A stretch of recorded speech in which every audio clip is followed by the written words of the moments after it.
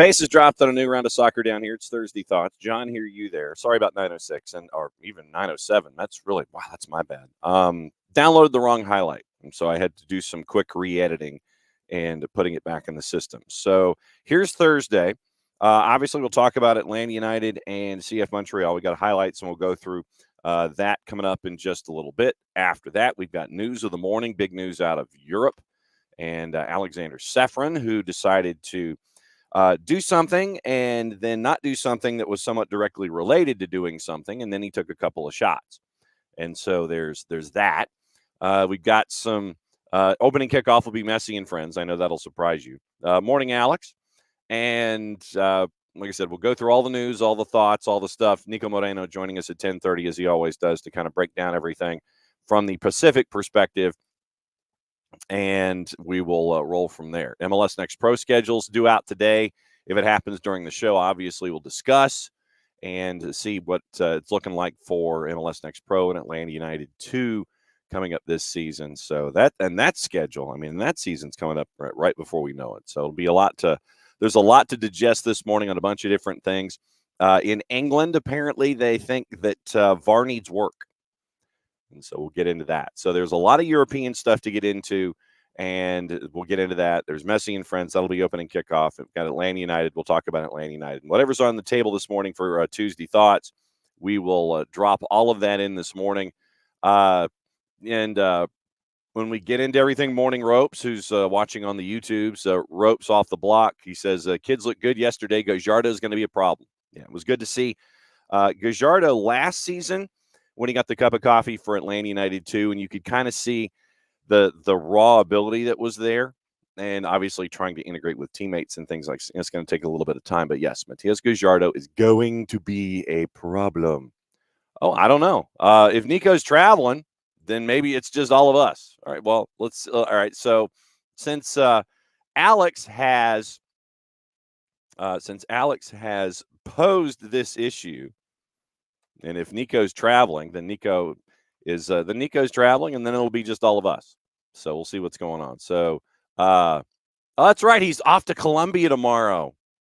That's right. Okay. So he's on a flight. So it's all of us this morning. So that's my bad.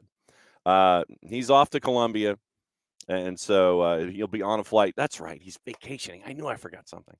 All right. So he's on a flight. So that's it. So and I checked my DMs just now. So Alex is 100% correct. Alex is 100% correct, and that's what I get for not checking my notes. And so he DMs me. Niko DMs me at 12:39 this morning, our time. So he's at 9:30 our time, 9:30 his time. He says, don't forget, I'm off to Colombia tomorrow. Be on a flight during showtime. Next Thursday, he'll make time to come on, and I think he'll be in Colombia. So that'll be the fun part. So I completely and totally zoned on that. So, yeah, that's me. And, yeah, so Alex, you are 100% correct. And I suck.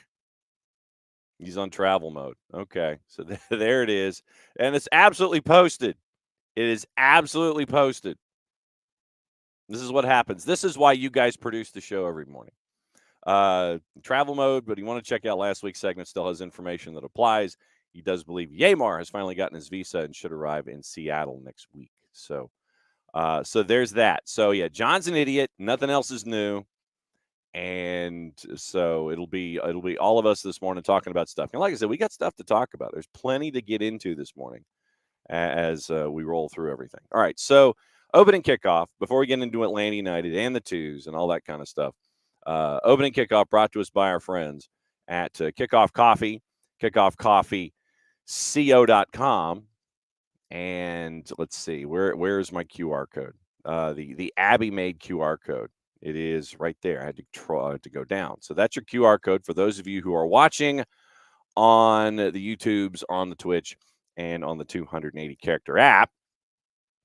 But once again, our friends at Kickoff Coffee and kickoffcoffeeco.com. Don't forget to use the code SoccerDownHere15. You get 15% off your purchase. They in turn take 10%, reinvest it in youth games, youth initiatives. Very, very cool stuff from our friends at Kickoff Coffee and kickoffcoffeeco.com.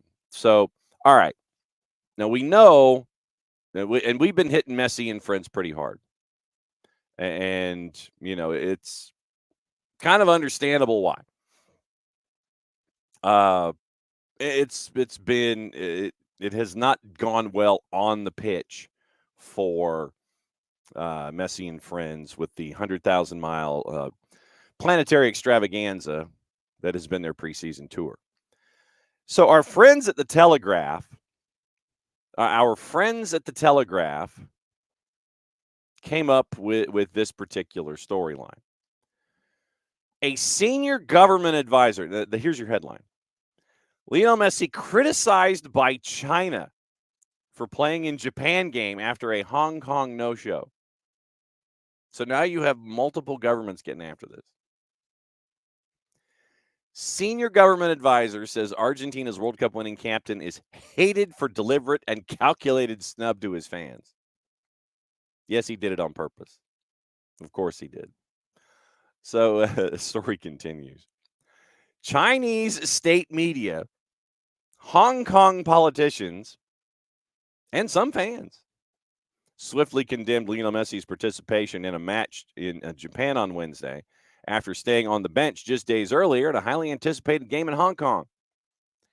Many in Hong Kong were dismayed on Sunday when the 36-year-old did not come onto the field during a much-hyped Inter-Miami match in front of a sellout crowd with fans demanding answers and a refund. I feel like we should be reading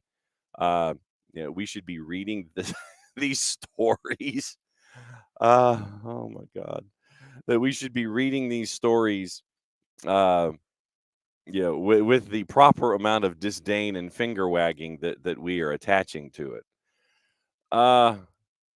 Paragraph. Tata Martino said Messi was deemed unfit to play in Sunday's friendly in Hong Kong. Remember, it was against Hong Kong team, by the way. But he came on as a 60th minute sub against Vissel Kobe on Wednesday. China's state-controlled Global Times said Messi's absence posed many questions on the difference in treatment for Hong Kong. Once again, consider your source. Consider your source. Quote, the match in Hong Kong became the only one in Messi's 6 preseason friendly matches on this trip where he was absent. The situation has magnified these doubts and suspicions on the integrity of Inter Miami and Messi himself.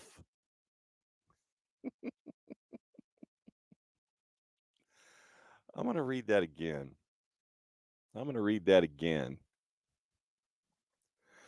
The match in Hong Kong became the only one in Messi's 6 preseason friendly matches on this trip where he was absent. The situation has magnified these doubts and suspicions on the integrity of Inter Miami and Messi himself.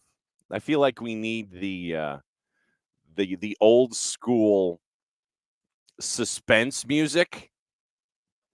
Dun, dun, dun, after reading something like that. Story continues. Some mainland fans traveled 12 hours from Xinjiang to Hong Kong to see Messi, the Global Times wrote, with the disappointment of the government and fans entirely understandable. The impact of this incident has far exceeded the realm of sports. Of course it has. Of course it has. Fans holding up signs, no Messi refund, please. Messi apologized to his Chinese fans on Weibo, a Chinese platform similar to the 280-character app, just ahead of the game on Wednesday, saying it was a real shame he was not able to play in Hong Kong due to an injury. Quote, anyone who knows me knows I always want to play, especially in these games where we travel so far and people are excited to see our games. Hopefully we can come back and play a game in Hong Kong, he wrote in both Chinese and in Spanish. The match in Hong Kong drew 40,000 fans. Spectators paying up to nearly 5,000 Hong Kong dollars or $640 a ticket. In Tokyo, entire blocks of seating at the Japan National Stadium remained unoccupied with just 28,614 tickets sold. Just only 28,000 sold for the match in Tokyo. Story continues. Hong Kong's Culture, Sports, and Tourism Bureau said in a statement that, like the fans, it was very disappointed that Messi could not play in Hong Kong due to injury. Quote, however, I feel like I should say however, 3 days later, Messi was able to play actively and freely in Japan. The government hopes the organizers and teams can provide reasonable explanation. Sports lawmaker Kenneth Fock, F-O-K, get your head out of the gutter. Sports lawmaker Kenneth Fock said the incident sprinkled salt wounds on Hong Kong fans, while senior government advisor Regina Ip wrote on the 280-character app that, quote, Hong Kong people hate Messi, Inter Miami, and the black hand behind them for the deliberate and calculated snub to Hong Kong, end quote. Scott Wong, a 26-year-old cadet pilot, said that if Messi comes back to play in Hong Kong, he'd think twice before getting tickets in case he's injured again. Quote, all the backlash Inter Miami got plus Messi, I think he feels like he needs to make up for it. That's why he promised to come back and play the game again.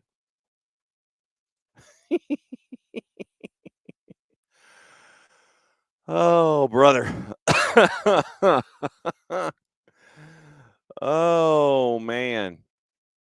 Yeah, literally. Yeah, Derek, it is LOL ridiculous. And that's why I read it the way that I did, because of oh my Lord. Yeah. Messi was injured last season. He played through it, probably shouldn't have. Played a lot of matches in a row. And then when Inter Miami and Messi and friends figured out they weren't making the postseason, then he kind of dialed it back. Dude's 36. Dudes get injured. Megastars get injured. Yeah, it sucks. Alex, with all the backlash, he needs to come back again so we can overpay for tickets to maybe see him again. That'll show him who's in charge. Oh boy. Yeah. So that's so now you got governments that are mad. Not a surprise.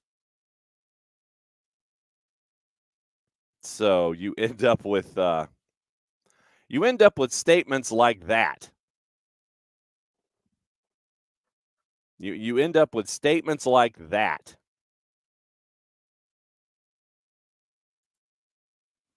And so that's what you end up with when governments get involved in sports. So there you go. So that was I felt like that had to be opening kickoff, just because you end up with governments that are mad.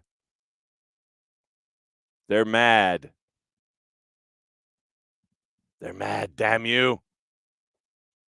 Hong Kong people, and nothing like a sports lawmaker with the name of Kenneth Fock. F-O-K, get your head out of the gutter. Hong Kong people hate Messi, Inter Miami, and the black hand behind them for the deliberate and calculated snub to Hong Kong. For those of us that know international politics, yeah, that's not in play either. Of course not. Relationships among Hong Kong, China, and Japan. That ain't got nothing to do with nothing. So there you go. That's opening kickoff, brought to us by our friends at Kickoff Coffee. KickoffCoffeeCO.com. Yikes. Not necessarily a surprise, mind you, but still a yikes. That's your QR code. For those of you who are watching on Twitch, and once again, don't forget, use the code SoccerDownHere15. You get 15% off your purchase. They, in turn, take 10%, reinvested in youth games and youth initiatives and very, very cool things that they themselves have earmarked. Once again, that's Kickoff Coffee and KickoffCoffeeCO.com. Little housekeeping. Remember, That is the scarf to help out our friends at the Marshall Islands. I'm going to have Abby post a note in the Discord about picking them up. They're 32 here locally. If you're outside of the immediate SDH area and Office HD where the Abstermobile cannot get to you, it'll be 35 in shipping, so probably like 37. You can DM me, DM the show, email the show at soccerdownhere@gmail. Express your interest in picking up the scarf to help out our friends at the Marshall Islands, the last country on the planet that is bringing on that has not had a national soccer team, and they are doing so now.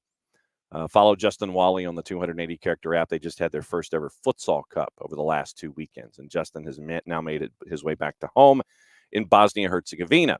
We'll try to catch up with him in next week and find out about his experience. But that is the scarf that we are using to help out our friends at the Marshall Islands. 32. It's a summer scarf, and you see the design there. So that is, that's your scarf. That helps out our friends at the Marshall Islands. They're trying to do some things here later in the year to try to really start ramping up the idea of trying to figure out who they can have as a part of their first ever national team when it comes to soccer. So 32 in shipping if you're outside of the main footprint of SDH. DM me, DM the show, email us here, soccerdownhere@gmail, and we can PayPal it, we can Venmo it, however you wish, and Abby will be the one to deliver it if it's local. I'll be the one to put it in the postal service if it is outside of the footprint. So that's your housekeeping for the morning. And don't forget, you can also pick up the jersey and the bucket hat at the Marshall Islands Soccer Federation website. They've got an app for Android. I don't know if they do for Apple yet, but it goes through all of their history and all the stuff that they're trying to do. So we're trying to help our friends at the Marshall Islands as well. And thanks to Maddie Cruz and the ones and twos, and Liz Calls It Soccer on the IG for doing the pictures that ended up now being shown internationally to help out a soccer program. All right. Before we get into Alexander Sefrin, that's big news today on a couple of different fronts. Let's get into Atlanta United and what happened yesterday. If Jarrett joins us, we might circle back to it. But obviously, ropes on the YouTubes. He is watching on the YouTubes because apparently Twitch is blocked at work. Morning, Dell. Edgar, keep an eye on Toluca. We'll definitely keep an eye on Toluca. Yes, Rich, happy MLS Next Pro schedule drop day. Absolutely. And Dell, does anyone really follow MLS Next Pro? The fans of the clubs that are attached because of the separation from USL Championship, that's how folks now follow what's going on with their second teams and with their reserves and all the U's that are being developed internally. And I mean, it's a new league, and it's still trying to find its sea legs. And you're now getting independent ownership, which is something that they also wanted in MLS Next Pro when they wanted to try to have the league grow. You've got a team coming in Carolina Core. You've got Chattanooga FC, who has transferred over from NISA. They're going to be a part of things. They're going to be in the blast-off battle in Huntsville. By the way, we're going to catch up with Huntsville City Football Club head coach Jack Collison later this afternoon. We'll play that interview tomorrow morning in the A block at 9 o'clock. We're going to catch up with Jack, and we're going to catch up with our friends at Alabama Huntsville, who ended up being the fourth team in the tournament after FC Tulsa pulled out. So it is now UAH, Hunt City, Chattanooga FC, and South Georgia Tormenta. They're all going to be playing in Huntsville at Blastoff Battle next weekend. And so that's next Friday and Sunday. And so we're catching up with Jack. We're going to play that interview 9 o'clock block tomorrow before everything kicks off with that tournament. Emilio, about MLS Next Pro. Best thing for MLS is for all teams to pound and enter Messi to demonstrate that it's an improving league. I don't think that if Messi's not dominating, it would prevent other stars from coming to MLS. Yeah, and I mean that's part of it too. And we talked about how they're exposed defensively, and it'll be Dallas had the blueprint last season and going up against them. They just couldn't hold the lead. And, trying to run 900 miles an hour for 90 minutes on the road sometimes gets a little difficult. But Dallas, I think, had the blueprint last year. So did Houston. And so now you've got half a dozen dudes who are 30 and older, and you've got Alba, who was dinged up, Busquets, who was dinged up, Messi, who's coming off an injury, Suarez, who is literally maybe on a leg and a half, because it takes 2 days for him really for that knee to calm down so it's less wonky so he can get ready for the next match. He won't be playing in as many games as he did last season down in South America. So I don't know about management, but it's definitely going to have to be something. You're going to see load management. It's going to be almost like when Greg Popovich had the San Antonio Spurs, and it was like Tim Duncan and Manu Ginobili, and it'd be like that they wouldn't play a star on the road, and you would just sit him on the bench. Those kinds of things. That's what you're going to end up with Inter Miami and Messi and friends. So you got all of that coming as well. So we'll keep an eye on all of that. And Rich, in Philly, it's become MLS Next Pro has become a more fun, sociable event for fans to go to. And I'm glad that that's happening as well, because in Philly, the way that Philly's being built, you get to see that next generation there with MLS Next Pro. And you get to sit there and it's like, yeah, okay, I've seen this kid develop. I've seen it, literally kids, because you got 14-year-olds in camp right now. And so literally with Union 2, it's like, all right, we're seeing them grow. We're seeing them grow. We've seen that progression. And now we're a part of that whole deal involving the next generation of Philadelphia Union players. So, I mean, it's very, very cool. If Carolina Core is a bit of a haul, Dell, but no, I mean, if you definitely, it would be adding to your soccer dossier if you got to go and hang out and watch MLS Next Pro. Emilio to Rich, does Jim Curtin check Jersey driver's license? He might consider you an out-of-towner. And it would be easier to follow with replays available. You do get to see, they're on KFC replays. And Next Pro are available on Apple TV. You just kind of got to go search for them, and I think that's probably part of the problem, is trying to make sure that you can watch the next generation and those kinds of things. So follow along on Apple TV when it comes to MLS Next Pro. And then population's increased in that Philly area, almost tripled in 30 years. Or here for 30 years. You might be authentic. You might be. Thank you, Del, for the reminder to schedule Ben Pierman. Morning, Knicks. Morning, Knicks. Thanks for hanging out. All right, so let's get into what happened yesterday with Atlanta United, and it was grueling. I mean, you understand wanting to sit there and lay things out try to figure out what the next groups are going to be like. But yesterday, it was 4 30-minute periods. So basically the games, you had 260s. And it was, and we'll go over the starting 11s coming up in just a little bit. But Sabalob Janidza scores in the first 60 minutes, makes it 1-0 for Atlanta, and it looked like it was deflected as it went past the keeper and into the back of the net. So it was 1-0 Atlanta United in the first 60.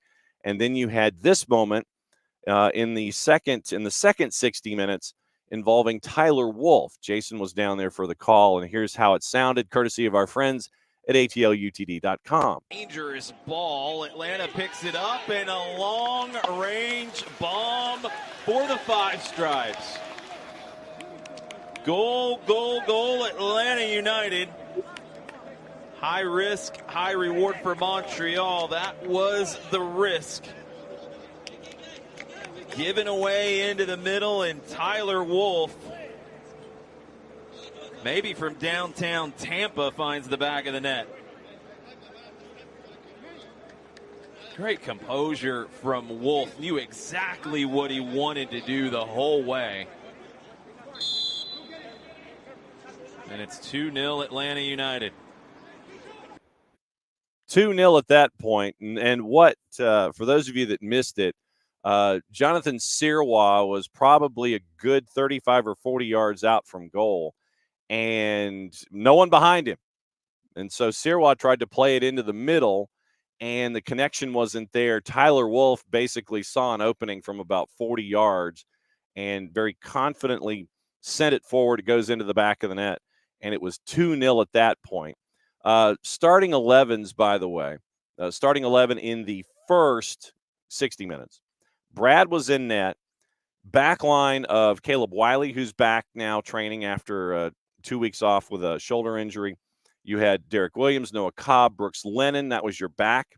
Your three in the middle, it was a Polish hammer, Bart Sleesh, and it was also Muyamba and Nick Firmino.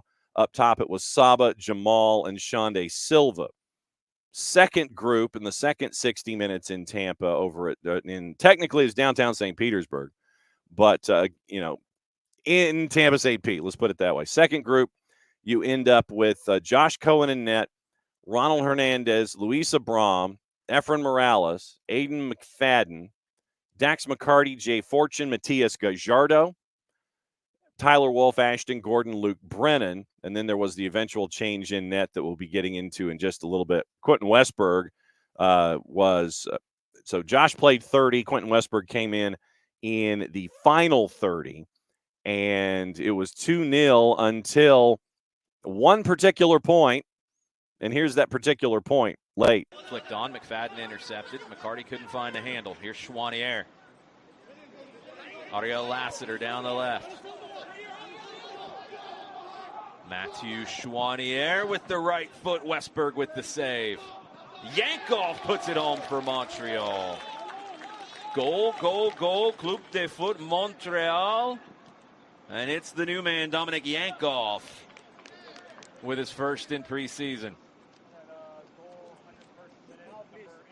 Chouanier with the shot. Westberg was able to parry it, but the composure from Yankov inside the 18. Watch him bring this down, number 8 for Montreal. Player on his back, chest it forward, able to beat Abram. And Montreal gets on the board in this 30-minute segment.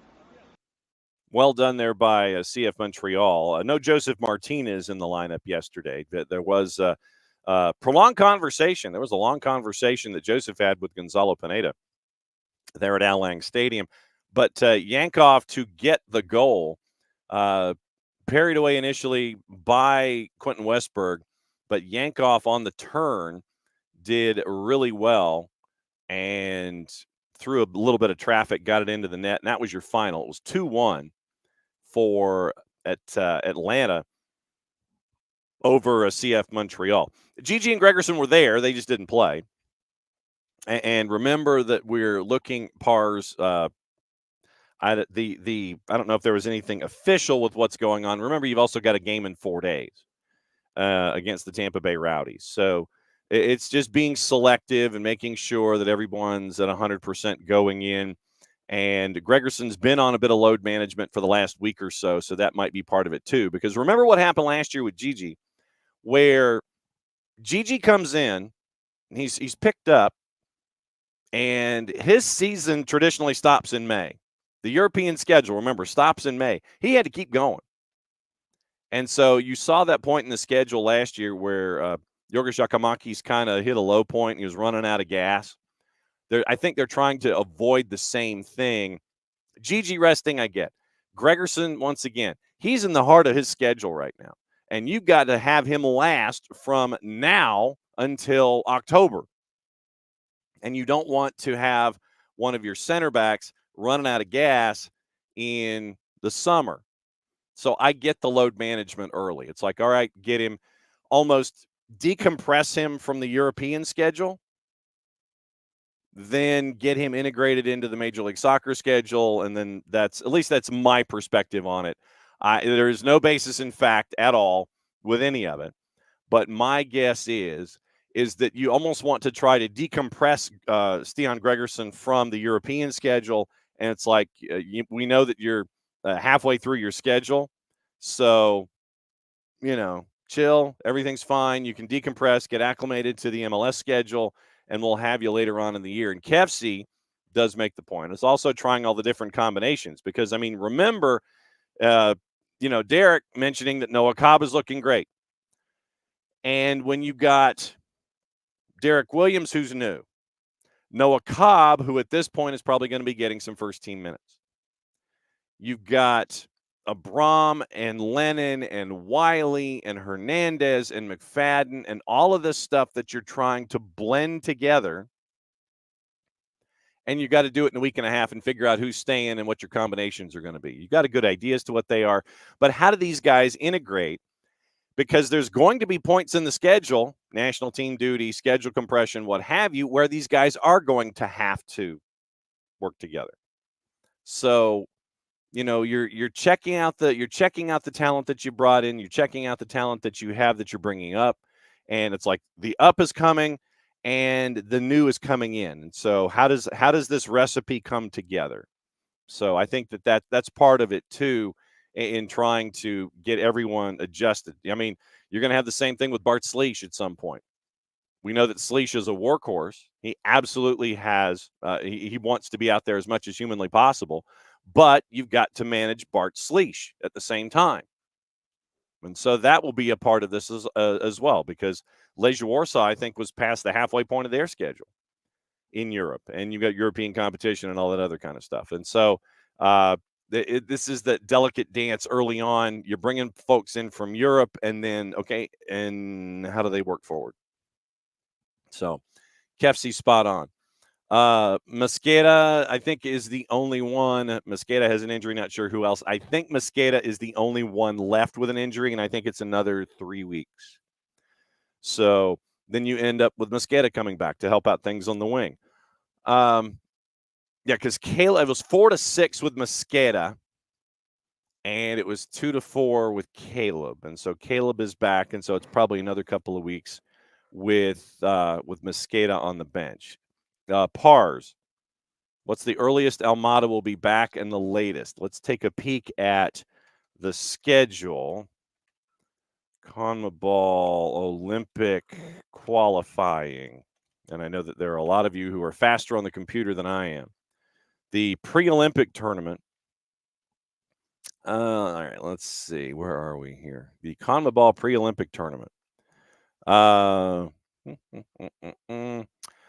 know this is fantastic. This is fantastic TV here. All right, so we plowed through the group stage, final stage, Argentina over Venezuela. So the earliest, in theory, because the matches are later today, and then when we get into what to watch and where to watch, keep an eye out on FS2.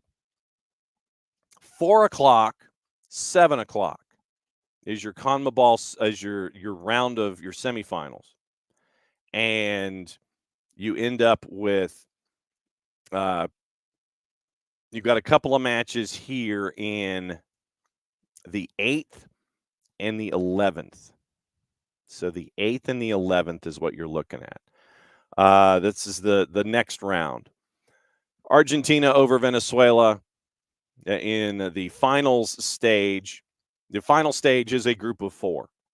And so you've got the 3 matches to go from there, and then it continues and goes. And yeah, so final stage, I know it's kind of confusing, but right now, if Argentina does not make it out of the final stage, let me see if I've got this right.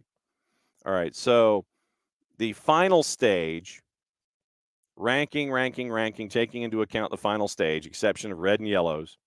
And Derek Etienne Jr. is also injured, I think. Yeah, and so that's an ankle, I think, and so that's another couple of weeks there. Final stage: Paraguay, Venezuela, Argentina, Brazil, and you've got matches on the 8th and the 11th. If Argentina does not make it out of the final stage, and they're not one of the final, the final 2. So the final stage is what we're staring at. I keep thinking that this is a knockout tournament. It's not. All right, so final stage. Earliest and latest is going to be the same date. The last matches in the final stage are on the 11th.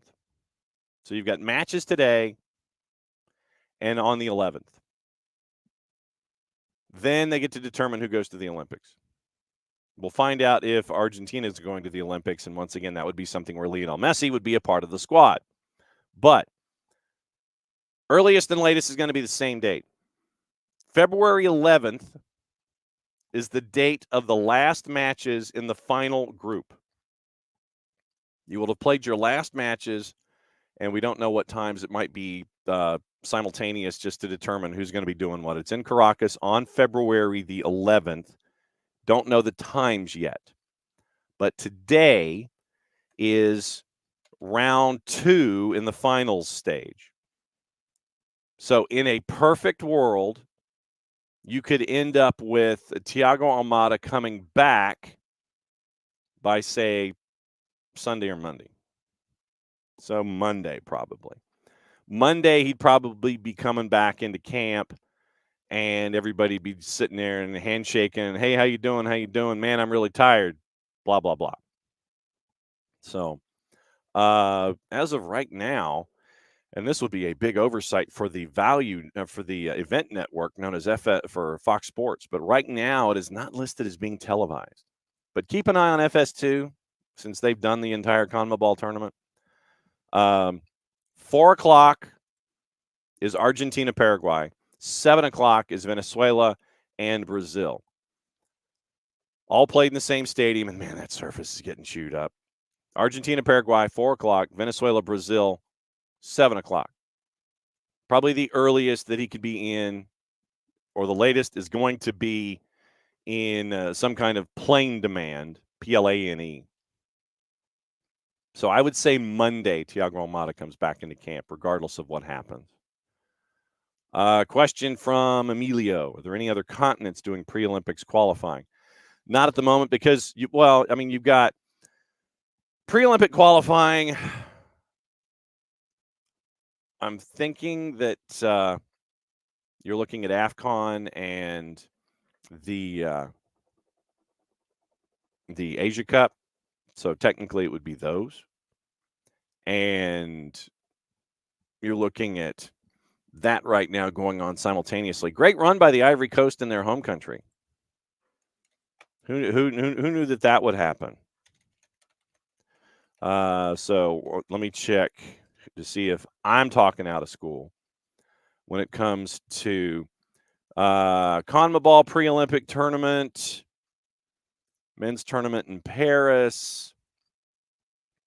Looks like CONMEBOL might actually be the last one, as FIFA is trying to not let me see what in the heck's going on.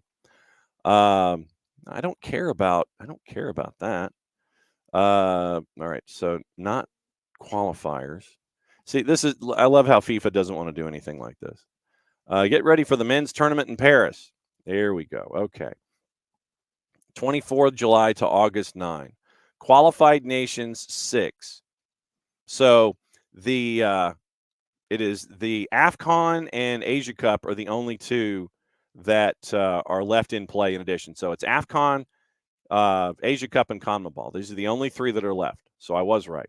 Mark down the time and date. I was right on something. AFCON, CAF, CONMEBOL. Those are the remaining spots. Asia Cup, top 3 teams qualify automatically. 4th place finishers go into the AFCON, CAF qualifier. Top 2 finishers in CONMEBOL will make it. An Asian team and an African team will square off for the 2024 Paris berth, and it will be the ones outside of that window. So 3.5 remaining spots. So the top 3 from AFCON go in. Then you've got the one from from the Asia Cup, 3.5 go in. CAF has half a spot remaining, and CONMEBOL's got the top 2. So that's where you are. AFCON, Asia Cup, CONMEBOL. Those are the only ones that are left on the board. Thank you, FIFA, for making that incredibly difficult. Since we're on it, what to watch and where to watch it today. Bien en Español, Copa Libertadores action. Aucas and Nacional Asuncion at 7:30. You can be a part of that at Fanatis, fntz.co/soccer down here. And it helps out the network, helps out Fanatis, helps out you to become more of a degenerate viewer of soccer than you have been before. Fox Deportes has Coupe de France involving Monaco at 2:45. Gold TV has the Dutch Cup at 2. Fox Soccer Plus simulcasting Coupe de France, and Paramount Plus has the Argentine Primera tonight Huracan and Independiente at 6, Rosario Central and Independiente Rivadavia at 7. So it's a light schedule, but seriously, keep an eye out on FS2 for the pre-Olympic tournament now that the times have been decided at 4 and 7. Argentina, Paraguay, Venezuela, and Brazil. Vamos Venezuela! Paraguay has 3 points. They have the only win so far. They knocked off Brazil. Brazil's in a world of hurt. And Venezuela and Argentina, remember, they were the 2-2 draw that got 1 point each. And Argentina had 2 reds in that one, and Venezuela had 1 red. So we'll keep an eye on what happened there. Venezuela got a penalty at 90 plus 10 for your equalizer. So keep an eye on Venezuela absences. Keep an eye on Argentina absences, as Argentina finished with 9 in that match.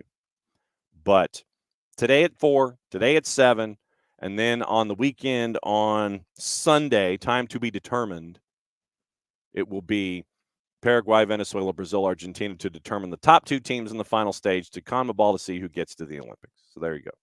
That is your Olympic primer. I feel like I need some kind of like music or something to symbolize the end of that particular segment. KFC about Atlanta United. Montreal can only complete 60% passing before we took it off them. Yeah, I mean, that's Laurent Courtois. For those of you that may remember, we talk about MLS Next Pro.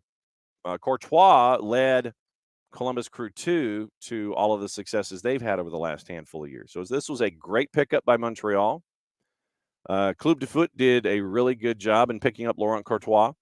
But the question is, how long is it going to take for everybody to get to full song there at CF Montreal? And how does Joseph integrate?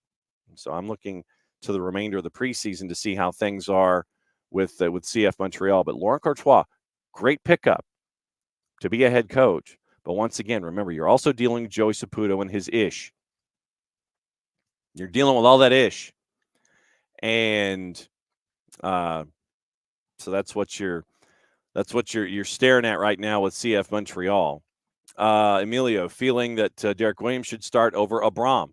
That's what we got for this next week and a half. We'll figure out what the combinations are. Kefsi, going back to opening kickoff, resting and angering the people of Tampa St. Pete who couldn't pay to be disappointed. Yep, closed door. And and Emilio, that was not an Atlanta United issue. It's it happens sometimes. You're trying to get out of a building, and sometimes building doesn't want to cooperate. Sometimes the equipment doesn't want to cooperate. But the bottom line was, broadcast came out, and Jason did yeoman's work yesterday, by the way, calling 260s. You're calling 120 minutes in a day, and there's no real rest. I mean, that's like calling.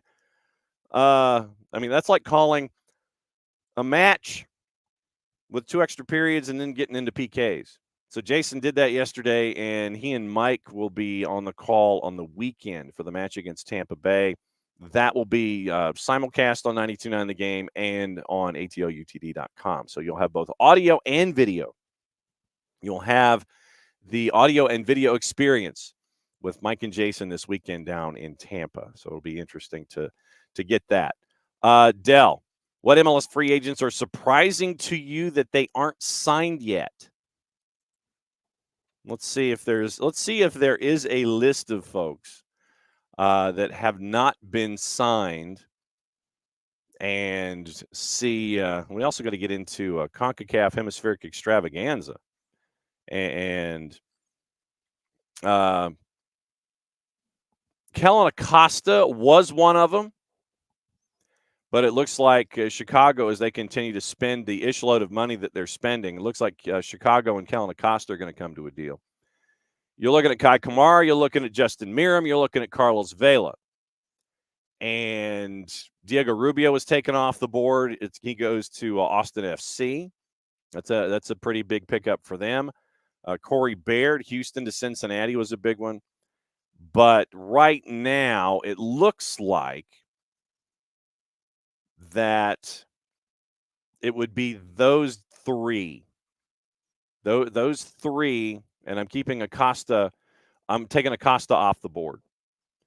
So Vela, Kamara, and Justin Miram. Kefsty, the answer is always Kai Kamara until it isn't. Vela, Kamara, Justin Miram. So that's those are the top 3 on the board. The question is, I mean, honestly, does Carlos Vela want to come back? What does he want to come back? And it would obviously have to be in the best situation, obviously. But Vela, I mean, all the talk that we had with Carlos Vela and going across town, I mean, legitimately, going across town, that's something that was there, and then there wasn't a whole lot attached to it, and you're going, is that going to happen? I don't know, all those kinds of things. So, does Carlos Vela want to come back into Major League Soccer? Morning, Don Star. Good to see you. That's the rub here. You know, with those 3, Justin Miram in the right system will give you great work. They will give you great work. And Miram will do that for you if he is positioned in the right way. Kai Kamara, once again, we know who hasn't Kai Kamara played for? I think that's probably the big question, is who hasn't Kai Kamara played for? Who's left on the board that Kai Kamara has not played for? And I say this in kind of half jest, but who has he not played for? Crew, San Jose, Houston, Sporting. Crew, Revs, Whitecaps. Rapids, Minnesota United, CF Montreal, Chicago Fire. And now he's out there again. So 1, 2, 3, 4. Back to Crew.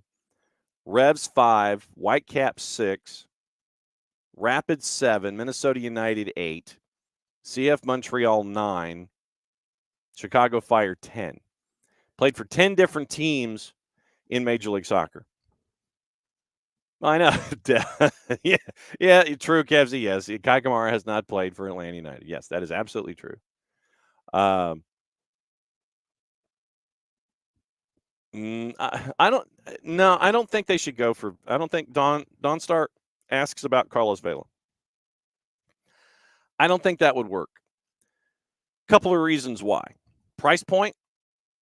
You know, he's going to want DP money, and he's going to want to be paid handsomely, and you can't pay someone handsomely and like blow your scale.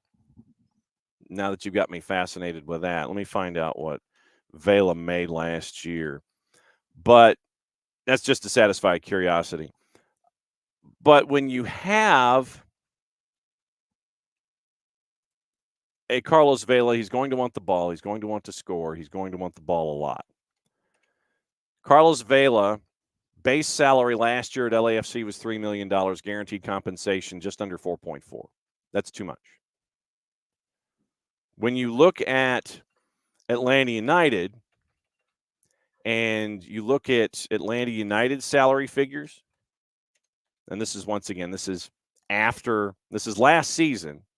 So the new guys, we don't know what they're making. Almada, 1.6, guaranteed compensation, 2 1/3. You going to pay Vela more than Almada? No. Other folks that were millionaires, Gigi, $1.5 million, guaranteed compensation, 2.1. You going to pay Vela more than Gigi? No. Saba, $2 million base, guaranteed compensation of $2,150,000. You going to pay Vela more than Saba? I don't think so. Miles at 1.4, guaranteed compensation 1.4375. Would you have paid more than Miles? But in the attack. But in the attack, Thiago Almada, guaranteed compensation 2 1/3. You were paying Barco last year at 2.2, but for folks who are still here, Almada 2 1/3, Gigi 2.1, almost 2.2, Saba 2.1, and then obviously Miles. But in the attack, you had those guys that were making over $2 million last year. Question is, are you paying more to a Carlos Vela than those three? I would say no. They're going to give you more minutes. They're going to give you more matches. And they're going to be a part of the collective. Think of it almost like a Borg, like we think about with Philadelphia a lot. The Borg-like, the Borg-like rationale of a collective. If you take a player and you give them that salary of 3.3 or whatever it was that we just talked about for Carlos Vela, if you're going to pay that, then what are you saying about the guys that you brought in? Locker room right now, by all indications, is lock solid. They love each other, and they're having fun. From a chemistry standpoint, would you bring in a Carlos Vela, pay him 3.3 or whatever he's demanding, then bring him in to be a part of things? And then legitimately, I mean, where would he play?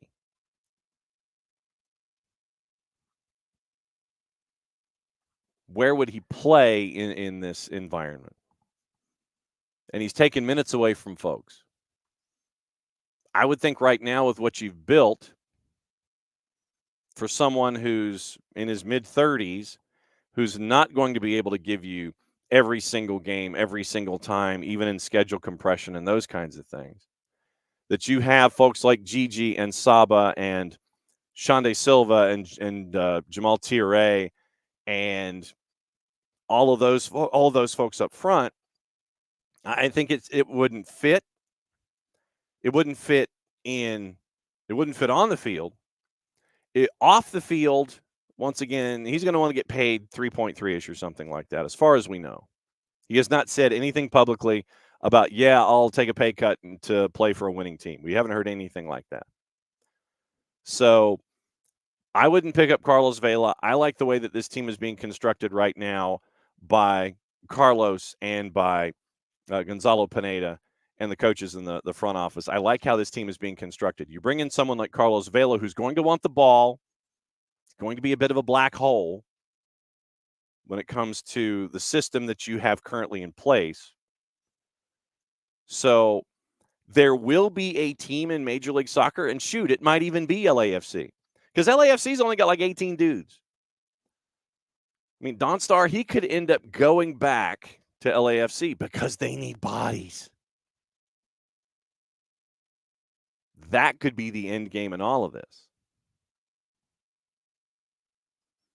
But to bring him to a team like Atlanta United, I think upsets everything that you've been trying to build over the last year plus. So that's my 10 cents. Dell, if Kamara wants to collect jerseys, he could just buy them online. That's true. That is absolutely true.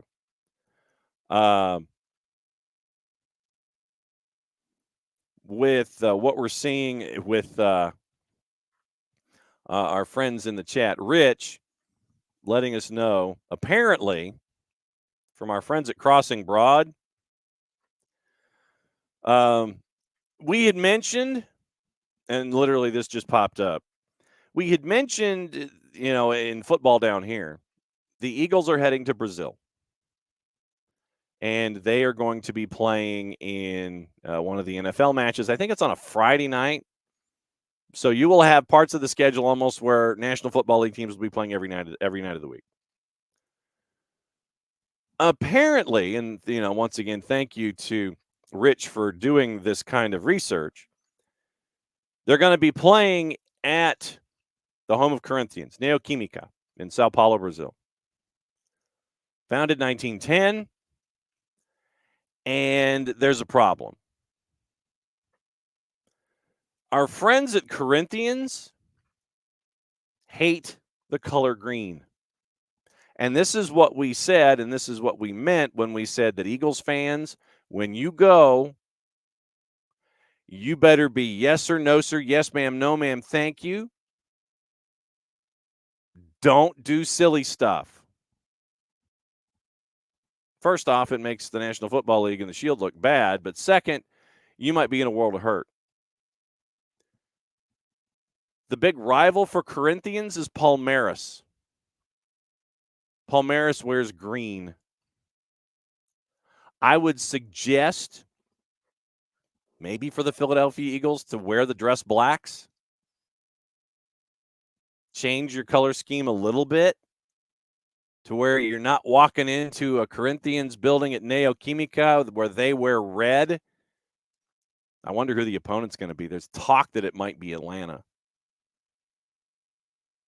But if Atlanta goes in, let's just say it's Atlanta and the Eagles. Atlanta goes in and they wear the old school red jerseys with the red helmets and all that stuff. You're going to have more fans for the Atlanta Falcons, morning, Harry, in Brazil than you would have anticipated. The Eagles are going to have to take this very, very delicately. The Eagles fans are going to have to play nicely.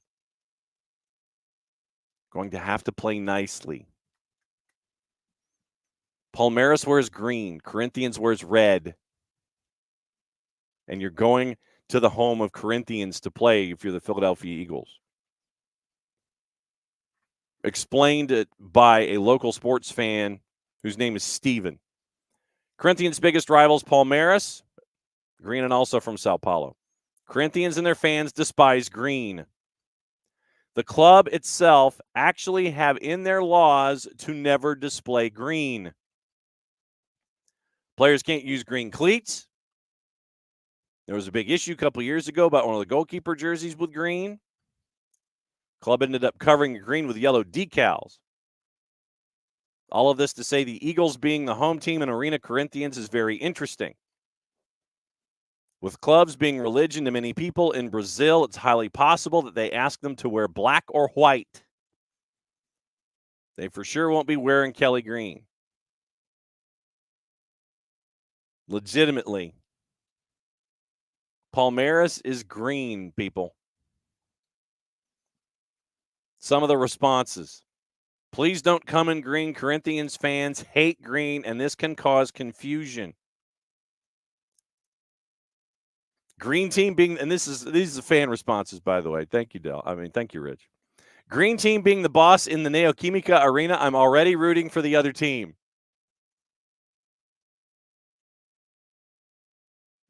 Obviously, the team plays in green, so let's all root against the Eagles as usual. Cry, Eagles, cry. How ironic is it that they put a green team as the home team at Corinthians Stadium? They will have a heart attack when they find out that the Eagles are green. Oh, boy. Yeah, Kevin Kincaid over at Crossing Broad with our friendly read this morning. The Eagles and the NFL are going to have a question. What do you do?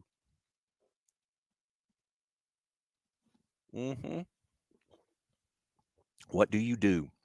You're wearing the dress blacks, I'll tell you that much. You're probably having to change the color of your helmet. And you're probably going to be going black and silver. You will not be wearing green if you're the Philadelphia Eagles going into Neoquímica. Man. Oh, just be careful. That's all I'm saying. Anybody that makes that trip, you better be real careful. Emilio on CF Montreal. Interested why Courtois feels the need for crazy roaming keepers. Did he learn that from Columbus or Nancy? First team doesn't do that. No, that's how he plays. And Emilio last season with Crew 2. That was part of Crew and their success. I mean, it's what Courtois was in line with Nancy when it came to philosophy. So that was just what you want. First team to second team, you want that same kind of symmetry, and so that's what you had. And so Courtois brings that to CF Montreal. He was in the Crew system as their academy head coach from 19 to 21. And then 22 to 24, he was the head coach of Crew 2. So he's been in that He was in that system for 5 years. So Laurent Courtois has had his crewness for 5 years. So yeah, 5 years of being in that system. Let me see if where are the coaches at? Players. I don't want players. All right, so coaches dating back to where's my coaches at? Players and staff. Current roster, coaching staff. Okay, here we go. So on legitimately, it goes back to Caleb Porter if you want to be honest about it. So so Courtois was there with Caleb Porter, and Caleb Porter wasn't doing that. So this is a Courtois thing. As far as I can tell, this is a Laurent Courtois thing. With Nancy, he was more in line, but also remember that with Caleb Porter during the time there, he was with the academy. So with Nancy, it was, okay, Nancy does this, Courtois will do this, and then you have everybody singing the same song. So I don't know how much of this was with him when he was with the academy. I do know that if you compare with what we saw with Nancy and Courtois in line, and now Courtois takes that and goes to Montreal. So that's what you're looking at with Laurent Courtois in CF Montreal. No, Hosetsu. Let me see if Mateus Hosetsu. I know that Dell's got a couple of questions. All right, no, so let me see if I can go back to Dell has his free agent list also, and all right, so free agent list with Dell. Who is that without Club FC currently? Vela, Kamara, maybe Harrison Awful. Freddie Montero. Niko said last week that Freddie Montero might be heading back to Seattle. Maybe a Graham Zusi. As I scan quickly, CJ Sapong, maybe. Will Bruin, maybe. Jack Price is coming off an injury. Nish Goda's coming off an injury. Hosetsu still currently without Club FC, but I thought that he had signed in South America, but apparently not, according to our friends at Transfermarkt. So he is still at without Club FC. Yamil Assad, I thought Yamil had signed with somebody in South America. No, Yamil Assad is at without Club FC. Okay, so those two, Hosetsu not signed, Yamil Assad not signed. So, but yeah, I think that with those batches, morning four card, I think you're looking at you're looking at a handful of dudes, and then if you're looking for the splash guys.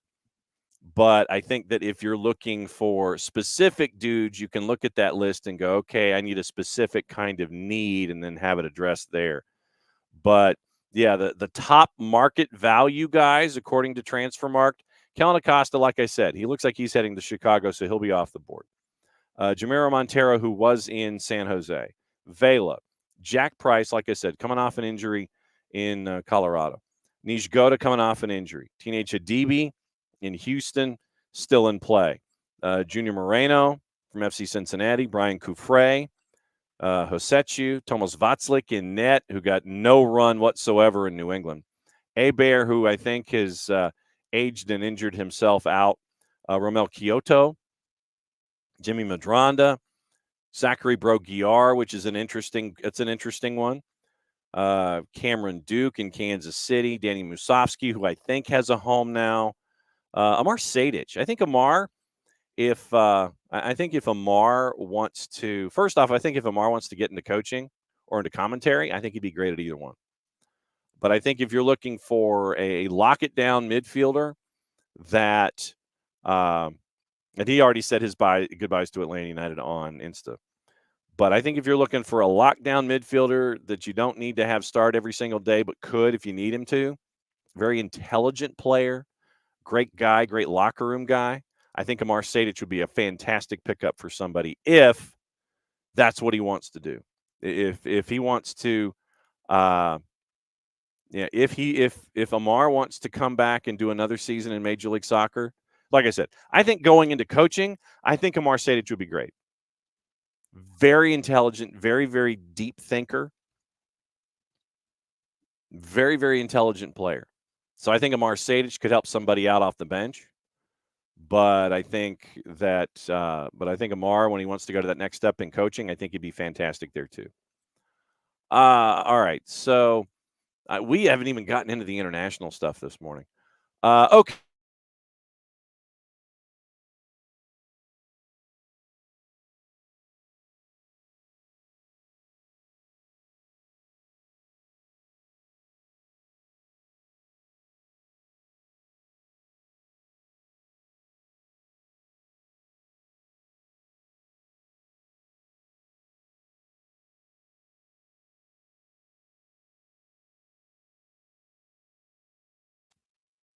And then all of a sudden you get a vote, Alexander Sefrin. He's like, I want to expand the rules of engagement for folks in my position. I want to go for another term. And the FA was like, nope, we ain't voting for you. So the vote was set to come up this morning. And what he wanted to do, he initially said he was only going to do 3 terms. And then he decided, Alexander Sefrin, he said, I want to go for another term because I came in the middle of a term window. And so I think I can get another 3 years because I didn't start at year 0. I came in the middle of a term window. So I want to change the rules where I can go for another one and be around until 2031 to extend my term. But at the meeting this morning, Alexander Sefrin and the English FA said, we're not voting for it. So at the meeting this morning, Sefrin said that he is standing down as UEFA president in 2027, just minutes after seeking approval to extend his term until 2031. That to me means that he has a long-term successor in mind. So he's setting the table. According to our friends at The Telegraph, the FA was among governing bodies left in the dark over his plans, having been the only dissenting voice in voting against Sefrin's controversial rule changes in Paris. In an address to the media at the 48th Ordinary UEFA Congress. What makes it an ordinary UEFA Congress, by the way? The 48th Ordinary. It's just an ordinary Congress. I want, if I'm in charge of a global organization, I want to have extraordinary Congresses. I want extraordinary Congresses. I don't want just ordinary. But anyway, at the 48th Ordinary UEFA Congress, immediately after it was he secured approval to seek to extend his term, he goes into a tirade saying he wanted to see surprise on their faces as he said he would not be running for a 4th term. Quote, I decided around 6 months ago I'm not planning to run in 2027. So basically he does all of this pomp and circumstance, all of this stuff, wants to get the rules changed, and then after all of this rigmarole at the ordinary UEFA Congress, he's like, nope, I'm done. Sefrin had said earlier that he was tired after COVID and of, quote, self-proclaimed moral authorities. Didn't elaborate.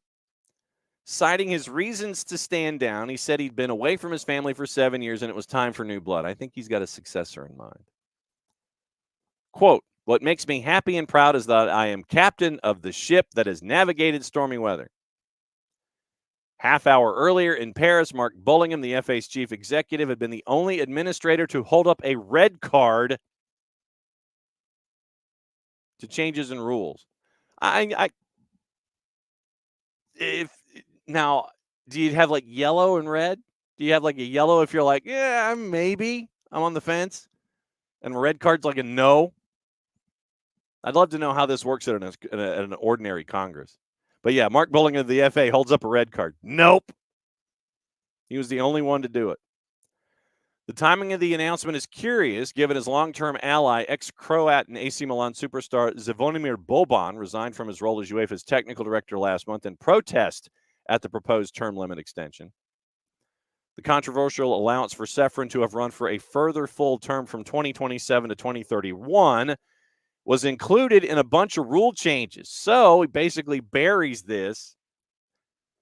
It's pork barreling.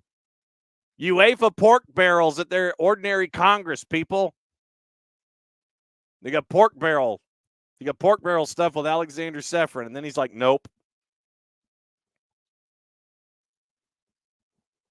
FA voted with Iceland and Norway for the statute amendments to be unbundled. So basically, line item veto. If we take it into the American political purview, for the ordinary Congress, Alexander Ceferin had a bunch of pork in a bill. England, Iceland, Norway voted for line item veto. The FA wholeheartedly supported most of the other changes proposed, such as increasing the minimum number of female representatives on the ruling UEFA Executive Committee from 1 to 2. Wow, how groundbreaking. But when it came to a direct vote on the amendments, only the FA held up a red card. FA spokeswoman: we were supportive of the statute changes proposed by UEFA, with the exception of one: the proposed new wording on term limits for Article 69.3. So basically, they wanted to break everything down into line item veto. England was like, yeah, we're cool with all of them except for this one, even after you broke it down to line item veto. So I think that was important for England and the FA. All right, we need to break all this stuff up, go line item veto, then say, yeah, we're cool with everything else, but the Ceferin thing. On Article 69.3, we believe that it was always intended that a principle of 3 terms of 4 years should be a maximum period for any UEFA ex-co member, executive committee, to serve. We've recently implemented governance changes of our own and think it's important that we're consistent in our approach. We requested and voted for the statute changes to be tabled separately, but this was not supported by a sufficient majority, and we respect that. We support all other statute changes tabled at Congress, but because they were tabled in a single bundle, we have voted against all of them, given our opposition to Article 69.3. So basically, England and the FA were like, we want this line item. Apparently, it didn't go. Then they had an all-still pork barrel project. So the FA was like, well, that's one bad thing, and it's still in the bunch, so we got to vote no.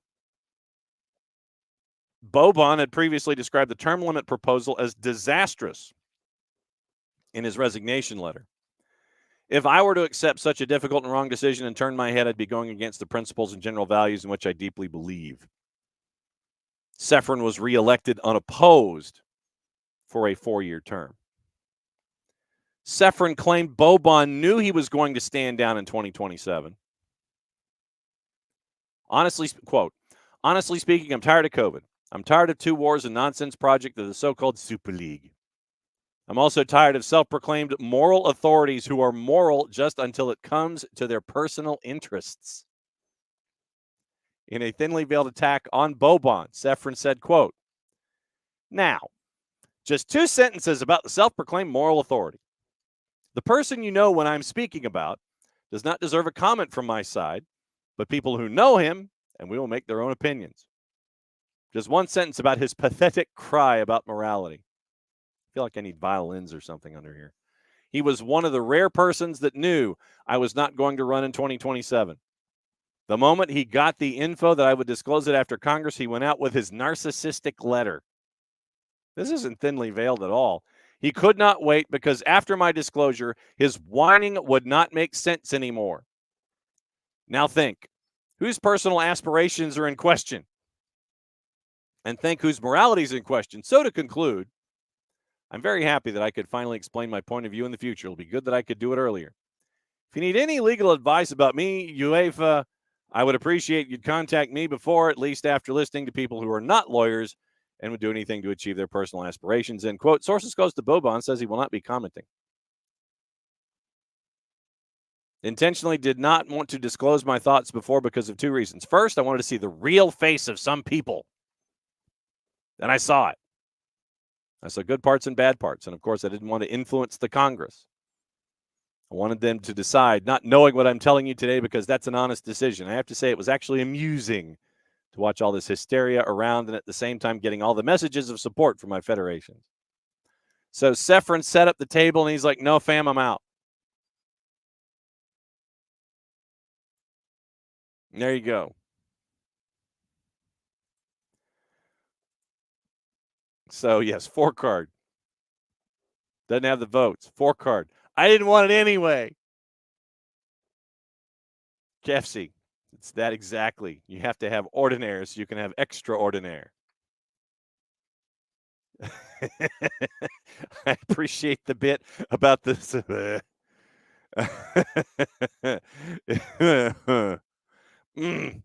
All right. Back to Atlanta United, since, like I said, it's free-flowing Thursday.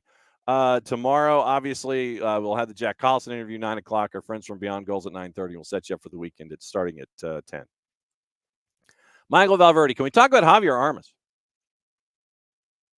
Looks really solid, but does not appear on either the ones or the twos roster. Is he not signed yet? I thought Armas got signed because he's the super draft pick. He was the second round. He was the second super draft pick. Hang on. Bart Sleesh. Transactions. Let me see here. February 1st, Bart Sleesh, Steon Gregerson, Derek Williams, Dax McCarty, Josh Cohen, Shondae Silva, Nick Firmino, Efren Morales, Aiden McFadden. That's from Sandy. Javier Armas, I want to say that as a second-round draft pick. Hang on. But I really do like Javier Armas. He really has done some thank you, 4-card. Thank you. Signed to the twos. That's what I thought. Once again, as we all workshop these, thank you for your public service. Armas signed to the twos, said on AST. Yeah, there was an announcement for the twos. That's what I was chasing. I was trying to find on the Twitters the official announcement on Armas, but I really like what I'm seeing from Javier Armas.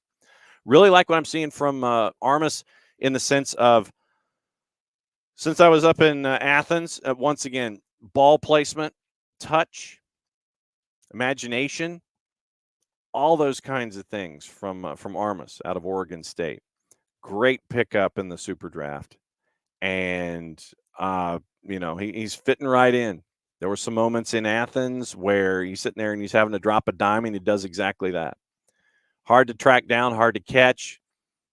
Great touch. I'm looking forward to seeing how things are with the twos. That reminds me. Oh, let's see. MLS Next Pro. Are we going to get any kind of teasing announcement when it comes to the schedule? MLS Next Pro. Bang. All right, so let's see. Yes. All right, so people. 2024 season is coming. We're aware of this.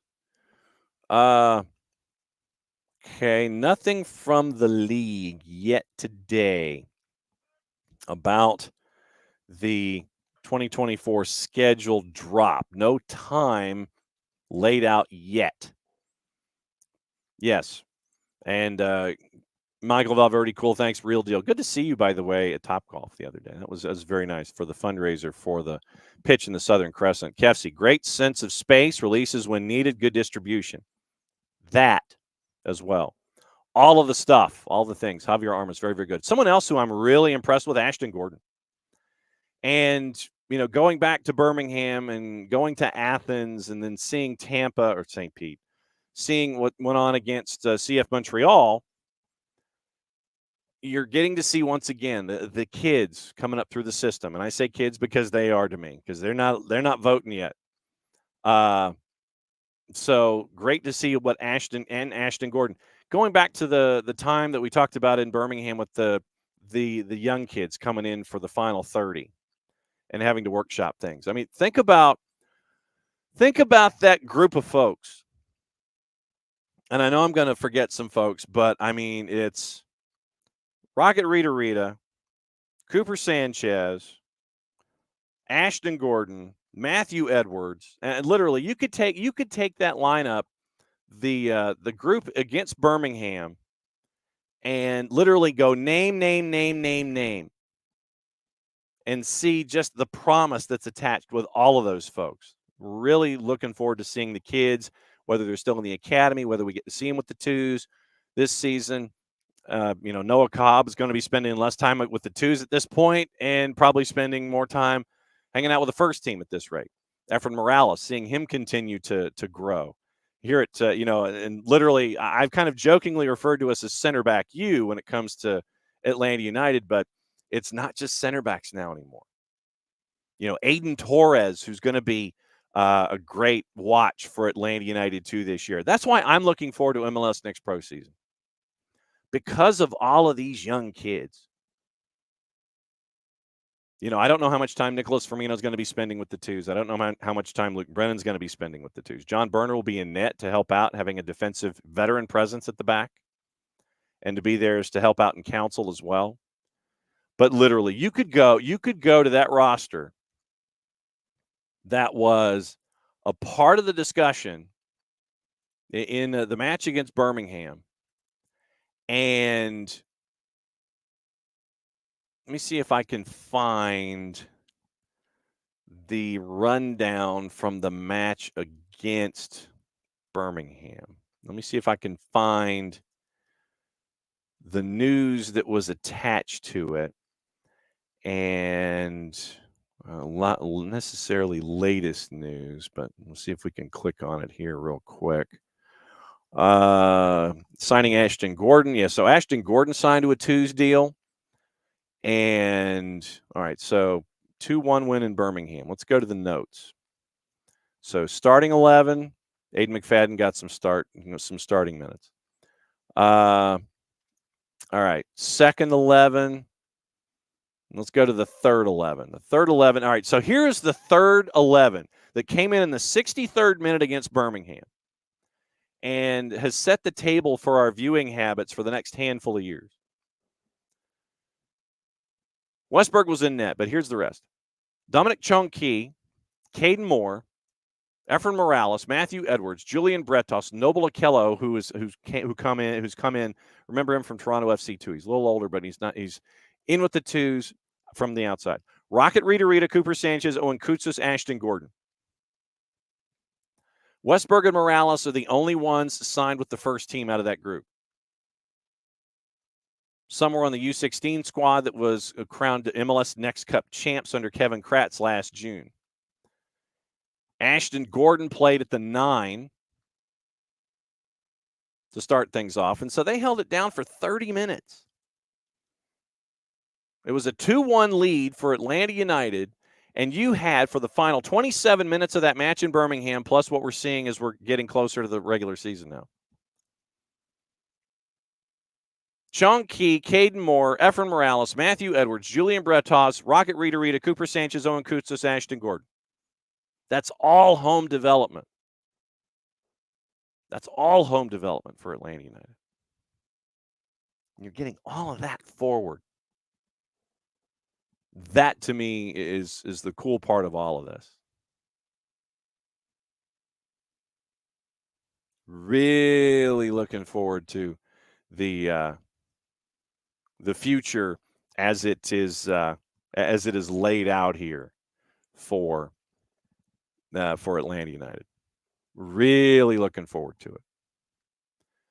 So, man, I'm looking, and that's why, when we talk about the MLS Next Pro schedule, and we're going, yeah, man, and everybody's like, MLS Next Pro schedule, what? That's why.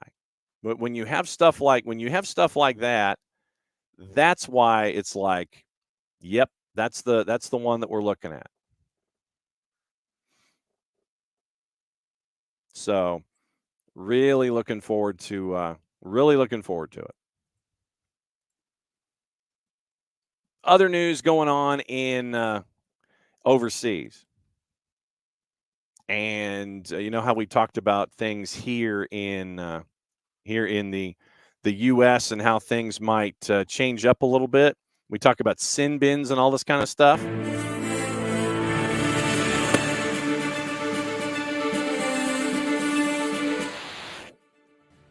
Blue cards.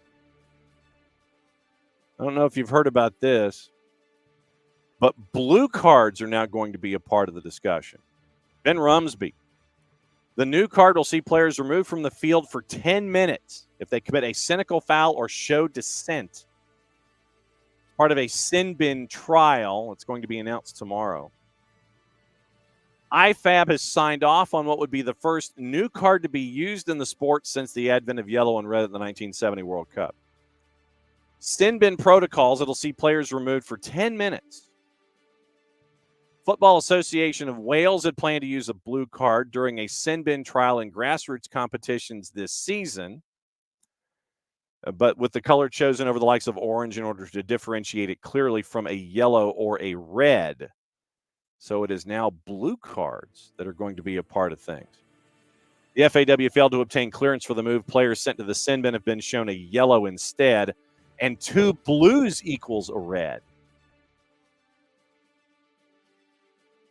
New protocol announced limiting the new card to fouls that prevent a promising attack plus dissent, as well as confirming a player should be shown a red if they receive 2 blues during a match or a combination of a yellow and a blue. So 2 blues is a red, 2 yellows is a red, a yellow and a blue is a red. Top-tier competitions will be excluded from the initial testing in the professional game in case the protocols require further refinement. But elite trials could still begin as soon as this summer. That might include the FA Cup, Women's FA Cup, with the FA considering volunteering next season's competitions for testing. They won't be used in the European Championships or next season's Champions League after Alexander Sefrin told the Telegraph last month, completely opposed to them, adding it's not football anymore. But now, with Alexander Sefrin gone, you wonder if they revisit it.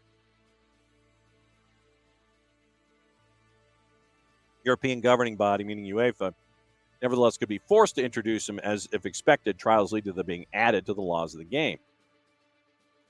IFAB first agreed in November to test the rugby-style measure in elite competitions like the Premier League. They've worked successfully for, interesting choice of words here by Ben Rumsby, tackling dissent for many years.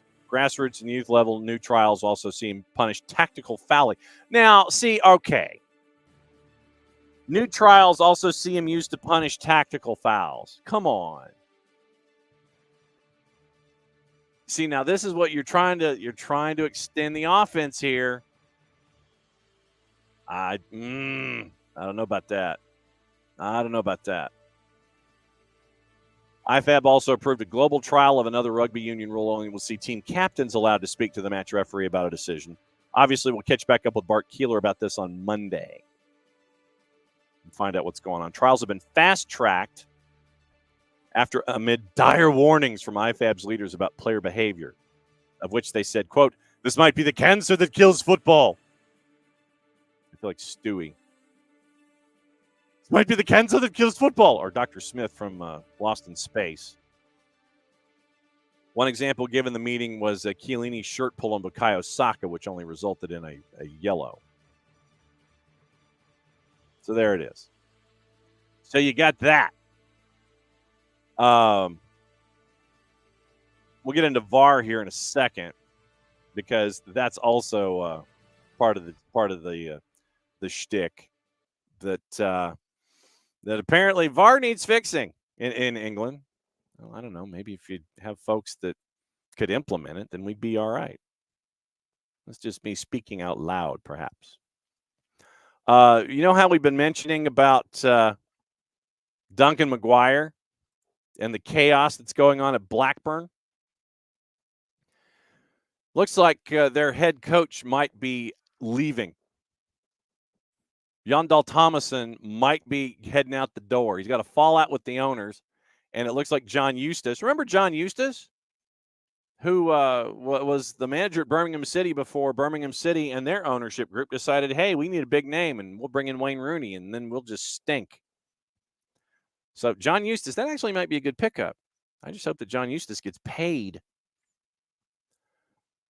He's in line to take over at Blackburn Rovers, leading candidate, poised to make his return to the technical area for the first time in 4 months.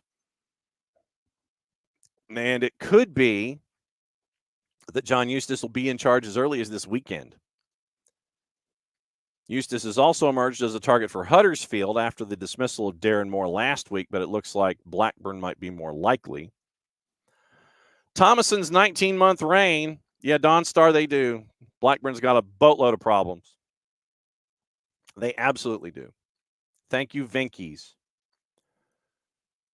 Thomason's 19-month reign close to ending following a breakdown in his relationship with the hierarchy. Venky's, which is kind of like Tyson or Purdue to us, have slashed the club's transfer budget, and even in the Telegraph, they mentioned the Duncan McGuire fiasco. Save. And then press send like 9 times. Thomason offered his resignation last month. Apparently, it was rejected. Now talks have resumed over a settlement of his contract. Poised to confirm the departure soon, possibly as early as today. Last season missed out on taking Blackburn to the playoffs on goal difference. They are 5 points above relegation right now. 5 points above the relegation zone in the championship. That's like a bad week. That's a bad week if you end up with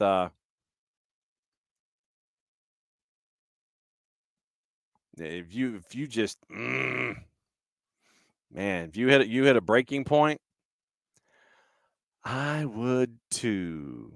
I would definitely hit a breaking point with Blackburn Rovers if I was them. They have not announced, meaning Blackburn, they have not announced anything involving Thomason yet on their website this morning. But you feel for the Blackburn fans. You feel for the Blackburn fans in this situation. You really do.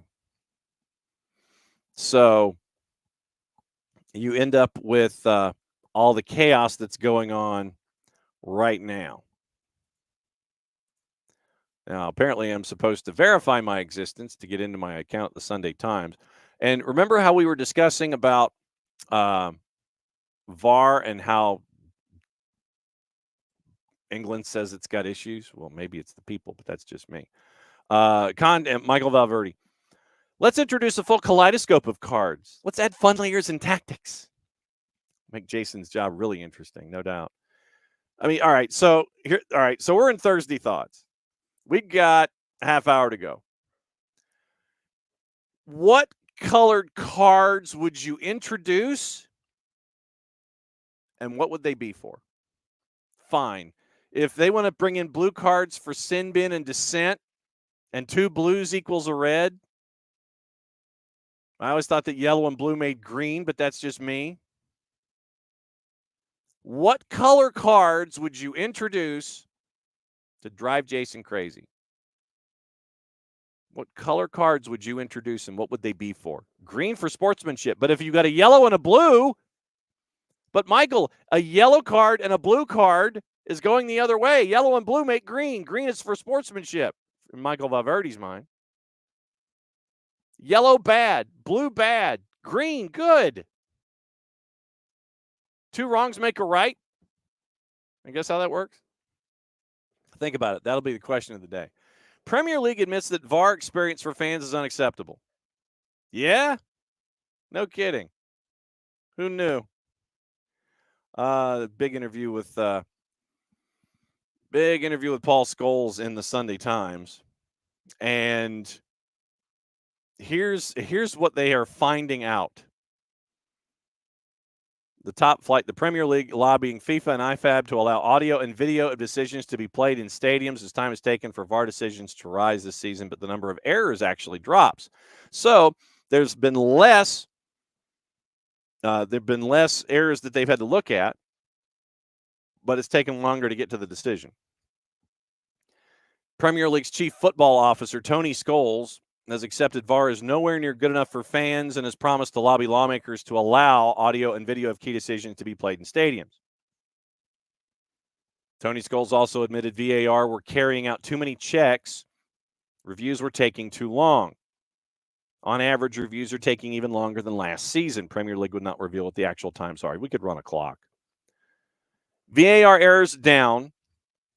Accuracy of decision-making up to 96% compared with 82 before the introduction of VAR at the start of 1920. So basically 24 out of 25 as opposed to 5 out of 6. So 20 out of 24, 24 out of 25. That's your difference. 20 VAR mistakes this season, according to an independent panel, compared to 25 at the same stage last year. And once again, this is something else for Bart for Monday. IFAB and FIFA are in charge of VAR rules, and although from next season referees should be able to announce the outcome of VAR inside stadia, the bodies are reluctant to allow instant video and audio replays because of concerns about the possible impact on behavior of fans, players, and coaches. Tony Scholes said the Premier League would lobby for that to change and would seek to reduce further both the number of errors and the time taken for reviews. I've always maintained that the longer that you are looking at something, you're trying to find something. It's either there or it's not. And you should be able to find it because literally you're getting something north of 2.5 minutes. You're looking for something at that point. Or you're so stuck in the minutia that you get lost in the original idea in the first place. That's where we are here. But I don't think you need to hear the discussion like we do. I mean, in the XFL, you remember in the XFL when you had Dean Blandino, for those of you that watched it, along with me and maybe 4 other people, you had the discussion for the audience at home. You had your supervisor of officials on the mic that was heard in the production truck with the referee. They're looking at everything. That's cool. I love that they did that. But I don't know if, 75,000 people staring at the same thing that officials are staring at is going to influence folks in a positive way. I think that probably there's a fine line in there somewhere. We are making a lot of homework for Bart on Monday. But I think that maybe television outbound, I think, might be the place to hear the live. And keep inbound, inside the stadium, keep that wrapped up and keep that bubble there for those reasons that we're talking about. Skull says, clearly everything in the world of VAR is not perfect. We're aware of that. We know we've got work to do. Where the VAR experience is poor is in the in-stadium experience for the supporter. It's nowhere near good enough. We know it's not. It affects supporter enjoyment of the game. We know it needs to change. I don't think that turning everything into a public address discussion is going to do you any good. Constrained by IFAB at the moment. They're very clear. We cannot use the audio. We cannot play the audio. But then you have the oopsie like we had in the Diaz goal. And I think that this is probably the moment that a lot of folks are staring at when it comes to how things go and how they go wrong. Maybe if I don't know, turn the volume up, you'd be able to hear it. That's a good job by me. Good job by me. All right, so let's try that again. Remember this audio? Leave it though. Waiting, delaying. Yes. Give it. Coming back for the offside, mate. Just checking the offside, delay. Give me kick point. Let's go. Yep. Kick point, Yeah, please. no worries, So here we are. mate. Wait, okay. Just get a tight angle. Yeah, give me 2D line ready for as well for frame Right, 2 so after that. That's fine. Frame 2 there. Perfect. I've got Yeah. the time on this. I clock 2D line on left boot. Yep. Well, let me just Romero, switch I think angle. it is. I think it might be this angle better. Hey, Happy with Okay. this angle? you Yeah. organise, you don't Yep. 2D line on the boot. 2D line on the boot. Yep. Okay. Wait, no, wait. So 2D line on the boot. And I'll stop. zoom Check in. complete. Check complete. It's fine. Perfect. Yeah. Off. Thank you, mate. Thank you, mate. Wait. Good process, The carry on-field on. decision was offside. Are you happy with this? Yeah. Are you happy with this? Offside On-field, decision, goal. Yeah. That's Now, what wait. it does. What? on-field decision was offside. Are you happy with this Never image? get there. It's fine. Yeah, it's onside. The image we gave you is onside. Left back. He's played. He's Yeah. gone offside. Out. Delay. No. Ollie's saying to delay. Ollie's saying to delay. Red throw. Pardon? Ollie's calling in to say delay the game to complete the decision is offside. Can't do anything. Ollie's saying to delay. Ollie's saying to delay. Ollie? Yeah. Yeah, go Delay on. the game. To delay the game. Stop the game. They've restarted Nothing the game. from on the field. Can't Yeah, do they've anything. restarted. Yeah. Can't do anything. No. Do you want that kind of conversation out? Once again, that's courtesy of our friends at the Telegraph. That's the Luis Diaz VAR audio. Do you want that live in a stadium? I don't think you do. I think for us at home, it might be beneficial. Like I said, it happened in the XFL, and I think that worked. That conversation worked. But you still have to – I don't think you can do that in a stadium setting. I don't think you can do that live. That might be playing a little bit outside the box. So, you know, 17 of the 20 errors in VAR, according to Scholes, came when VARs chose not to intervene to correct a referee's decision, and one was when that was the Liverpool goal that we just called back in September. Tony Scholes said he found it disappointing when clubs made public letters of complaint to the referee's body, PGMOL, over the decision. Well, what are they going to do? I mean, whatever stays in the room, I guess is what Scholes is referring to. Clubs are aware Howard Webb and his colleagues are open to calls at any point. Frankly, I don't understand why clubs feel the need to go public. Well, the need to go public is to satisfy the external curiosity of your fans. Hey, why aren't you doing anything? Well, we are. We're mad, and here's why. And then you have a separate discussion down another pathway. It's like, okay, here's the deal. I think you need to have two conversations in that. One to sit there and talk about your fans, talk to your fans. The other to talk to the PGMOL. Scholes continued, we've all got a role to play in the perception of refereeing, and perception can be driven by things that always are borne out by the truth. Man, we're going to have a lot of stuff to talk to Bart about on Monday. Yeah, definitely going to have a lot to talk about on Monday with Bart. No doubt about it. So let's see. Today we've had an ordinary Congress where the head of UEFA decided to change the rules and then say I'm out. And people are mad at Messi. People are mad at VAR. Ivory Coast has made it to the final in AFCON. And Qatar is now going to be playing Jordan in Jordan in the Asia Cup. Didn't know if you heard this. Player for Huddersfield, who's, once again, we talk about them struggling right now in the championship. They had a player banned for 4 months. For 4 months. Over 484 bets on matches. 484 bets, you get a 4-month suspension. Ivan Toney, I think, had more and got more of a suspension. 21-year-old, 2 goals, 16 appearances. Huddersfield striker Cian Harrett fined £3,200 after placing 484 bets, suspended 4 months, and he will be supported during the ban. Cian immediately admitted the offenses upon being charged, fully cooperated with the subsequent FA and club's investigation. Club will now support him, currently recovering from a hamstring injury, given a significant fine by Huddersfield, recalled from a loan spell.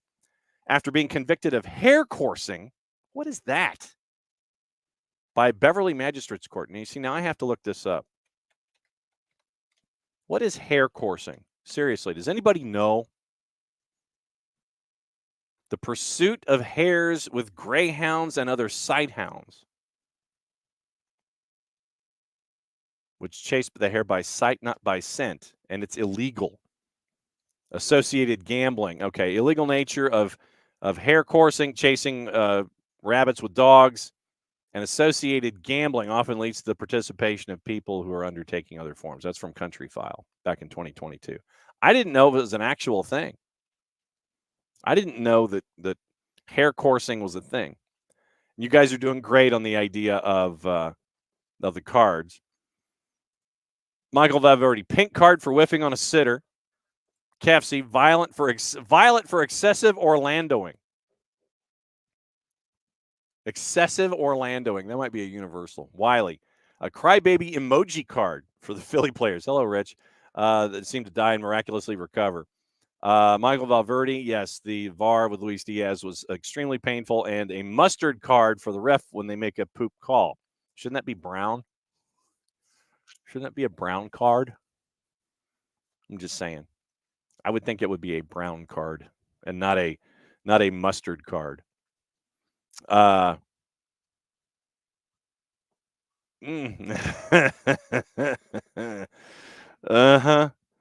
Lower division club, like 6th or 7th division in England, has got a winding up petition as they are chasing after new ownership that includes a boy band.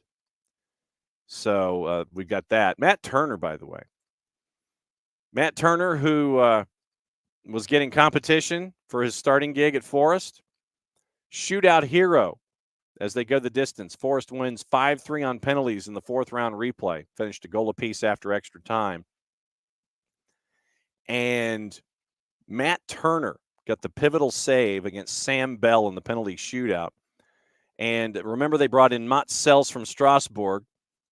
The Strasbourg fans were pissed off at Chelsea and Todd Boehly and Boehly Clearlake because Boehly Clearlake have that as a part of their multi-club model. More on that in a bit. But Matt Turner goes into the cup match against Bristol City. Nottingham Forest now gets a home tie with Manchester United later in the month. Forest had now needed replays against Blackpool and City to book their place in the 5th round. But Matt Turner comes up big for Nottingham Forest, and they continue to advance in the all-in tournament. So big news for baby poop. Thank you. So Matt Turner comes up as the big hero for Nottingham Forest as they are going up against folks right now. Mats Sells did not have a good day to start things off in the Premier League, but Matt Turner keeps them going in the FA Cup, by the way. So good work by Matt Turner and keeping them in the FA Cup tournament. Yeah, and Chelsea, Don Star says Chelsea got a surprise victory against Villa. Yeah, Chelsea's still catching a bunch of anger from everybody.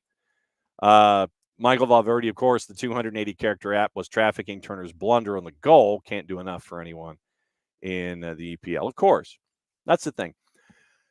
We always, sadly, want to focus on negatives. But it's all about moments and those 20 seconds of this and 20 seconds of that and all of those kinds of things. But at the end of the day, Matt Turner, who was literally, they brought in Mats Sells for $5 million to replace Matt Turner for the stretch run to keep him afloat. But Matt Turner comes up big to keep them going in the all-in tournament. They've got Manchester United coming up soon. And so we will definitely keep an eye on all of that stuff. Couple of other things. We mentioned Sefrin stepping down and the multi-club model. The French minister, this is from the AP, is urging a UEFA crackdown on multi-club ownership. I look at that headline and I go, good luck. European soccer leaders urge to protect soccer from the risk of owners taking control of multiple clubs in a speech by France's sports minister. Amélie Oudéa-Castéra warned at UEFA Annual Congress. So she was at the Ordinary Congress and gave a speech. She warned the Ordinary Congress of a scenario whereby a small number of investors would have control over European football. Sorry, that was my Patrick McGowan from Silver Streak. Look it up. UEFA has long-standing rules monitoring multi-club owners in their competitions, and its in-house researchers warned last year of integrity risks to games on the field and in the player transfer market with about 200 clubs globally in the growing trend. Fans have been concerned their team can be used as a feeder for parent clubs. When is that different than anything else? Now it's just on a larger scale and involving more leagues and crossovers. Uday Castera said, these are threats to our sporting principles, and we need to be vigilant to such threats. We mentioned Strasbourg, and without even knowing it, the AP mentioned Strasbourg and Chelsea and Bowley Clear Lake. One of France's most successful clubs, Lyon, is in a different American-backed multi-club network with Crystal Palace and Molenbeek, where fans have protested the owners. 777 has attracted increased scrutiny on its legal issues at home as they try to add Everton to the group. As they should. Our friends at Yosemar Football have done some amazing work talking about 777. And they mentioned what's going on with Manchester City and City Football Group. Last year, a UEFA panel evaluating clubs which qualified for European competitions required AC Milan and Brighton to cut or end their ownership and management ties to, respectively, Toulouse and Union Saint-Gilloise. Udaya Castera told her audience, including PSG President Nasser Al-Khelaifi, you are the guardians of our principles of our sport. PSG also has an investment in Braga. We need to recognize the risk to circumventing rules and sometimes the threat to fairness of competitions. Sefrin suggested last year UEFA needed to review its 25-year-old rules on multi-club ownership in its competitions. It has to be quick because, everything has to happen quickly in football. So keep an eye on that. Later today, coming up in short order, for those of you that missed it, Ella Stevens, it was a great conversation to catch up with the Grayson star, the two-time Gatorade State Player of the Year here in the state of Georgia. She's now at Gotham FC. They're at camp. We caught up with her about what's going on at camp. Came over from Chicago Red Stars, and she is now part of the Eastern Super Team at Gotham. So we caught up with Ella Stevens. That's already on the network later today. Shortly after we go off the air, probably around noon, caught up with Croy Bethune, the number 3 overall pick in the super draft for the NWSL, and she's with Washington Spirit. Caught up with her. It's a cool conversation. We get into art, fashion, poetry, pressure, dealing with all those things. Croy Bethune, who went to Alpharetta High School, but she spent her time in her high school years on the international stage, went to USC, came back. Last season was at Georgia, and top-ranked recruit in the country at one point. Finished her career at Georgia, drafted number 3 by the Washington Spirit, and we caught up with her. That'll be up about noon. So it's been great to catch up with a couple of the great stories in the NWSL involving local talent. Sorry, I had to take a bit of a sip in just a bit. So going to be a fun day once again. Traffic. Jack Collison, we're catching up with him later today, and our friends at Alabama Huntsville, and we will have those interviews up in short order. Jack's interview will be airing in the early part of the show tomorrow at 9:00, and we will get you get you caught up with Jack Collison and what's going on in Hunt City as they get ready for Blastoff Battle. And we'll catch up with our friends at UAH as well. And as we're piecing together all of that stuff with Blastoff Battle, that one's going to be fun. Coming up in short order. Gossip, rumor, and innuendo that has nothing to do with hair coursing. And like I said, hair coursing, that was new to me. Absolutely did not know about hair coursing. That one's a new one for me. Chasing after rabbits and betting on it, did not know that. PSG want to sign Chloe Kelly for Manchester City, make her the highest paid women's player in Europe. That's the 4-letter paper. Take the information at your own peril. Manchester United better placed than Arsenal to strike a deal for Ivan Toney, who's valued at £80 million. Thomas Frank said yesterday, pretty obvious that they're going to be out the door, that he's going to be out the door. Chelsea expected to focus on a deal for Victor Osimhen instead. Agent of Enzo Fernandez said the 23-year-old has no intention of leaving Chelsea after doubts were raised over his future at the club yesterday. If anyone was watching, he made a point to remind folks. He had a pointed celebration. You make the man angry, he scores. 2031, when Enzo Fernandez's contract expires, he'll look back at the match against Villa Park. After a free kick over the wall, he blue shirt was torn off, pointed to himself, and then at the ground. I'm staying. Agent Oriol Perez had already released a statement saying the player has no intention of leaving, but all you got to do is get Enzo Fernandez mad. $106 million. Broke the Premier League transfer record over a year ago. But so he takes his shirt off, points to the ground, points to the jersey. Enzo Fernandez is staying. So just make the man mad. Apparently, that's what you got to do. And interesting note out of women's soccer. London City Lionesses postponed a match against Arsenal, and then they sacked their manager. Carolina Morat was sacked hours after their cup match with Arsenal was postponed. 10th in the women's championship. So, last 8 ties scheduled to kick off at 7, postponed mid-afternoon. Then they part ways with Morat and Nicola Williams, her assistant. London City, by the way, purchased by Michelle Kang.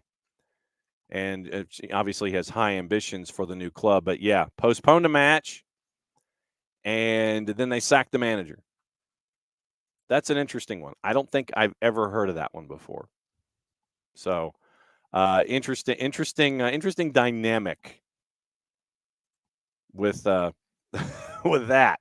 It's like, yeah, the pitch isn't worth it. We're going to push it back, and then, by the way, you know what? We're going to go ahead and we're going to sack the manager. So there you go. Looks like Amar Sejdic is. We mentioned Amar Sejdic earlier in the show. Amar Sejdic to Nashville. Amar Sejdic to Nashville. And they're going to need a lot of help in the midfield. Ben Wright, Nashville's officially signed Sejdic through this season with an option for 25 after a preseason trial. And trying to bring a different look, according to Ben Wright, to Nashville's midfield. You're getting a very intelligent player in Amar Sejdic. Gary Smith and Amar Sejdic definitely will be an interesting watch with what we know about Nashville and how they are defensively. Very intelligent player in Amar Sejdic, had a trial, and looks like he's going to be part of everyone in. RSL finalizing a deal to sign English midfielder Matt Crooks. He's been at Middlesbrough the past few seasons, 3 goals, 6 assists in the championship. And so that one's on the board. And this the Kellen Acosta to Chicago, that Kyle Bonagura and Tom Bogert are the ones that reported that one last couple of years in at LAFC. Did you see last night in the CONCACAF Hemispheric Extravaganza what went down last night? Cade Cowell wasting no time to score last night. And Vancouver and Tigres, they tied at 1. And so Cade Cowell for Chivas in their matchup against Forge in Canada. So Monterrey over Comunicaciones back on Tuesday 4-1. Real Esteli, we talked about that big win over America at Estadio Independencia. Last night, Toluca over Herediano. Our friends at Herediano, they played at the stadium that we're used to associating with Herediano. 2-1 winner, Toluca. Guadalajara, 3-1 winner at Forge at Tim Hortons Field. By the way, they had a mariachi band after the match serenading folks on the way out the door. And then Vancouver and Tigres 1-1.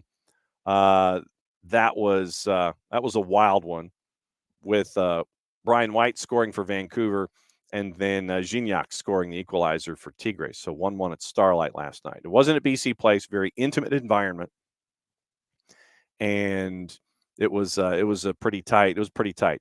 Next Tuesday, Guadalajara at Estadio Akron we'll try to close out Forge, and that'll get everything squared back away. Next Wednesday, Tigres hosting Whitecaps, America hosting Esteli.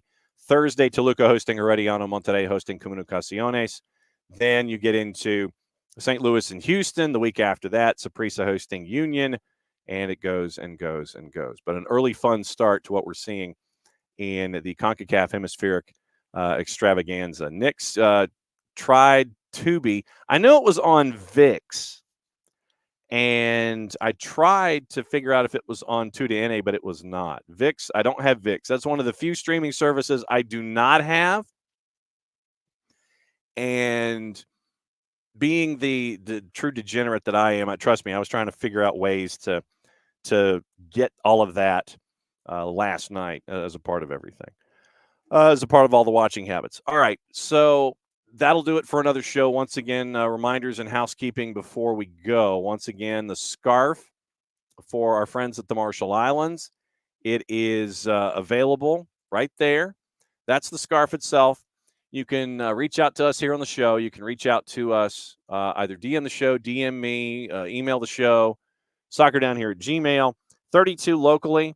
If you want us to be in a place where we can mail it to you, probably 32 and another 5 for shipping. But that helps out our friends at the Marshall Islands. Or if you know folks domestically or internationally, you can order it through their website, the Marshall Islands Soccer Federation. Helps them out. They're trying to get over here in October to start things up for the national team. And they might even be over here a little sooner.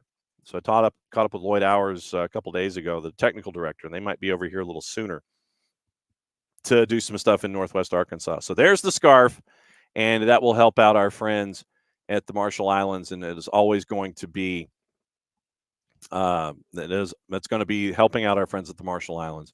Very, very cool stuff. Go to their website, reach out to us, DM us. If you're in Atlanta, the Abstermobile will deliver it to you, and it'll only be 32, and we'll see what happens there.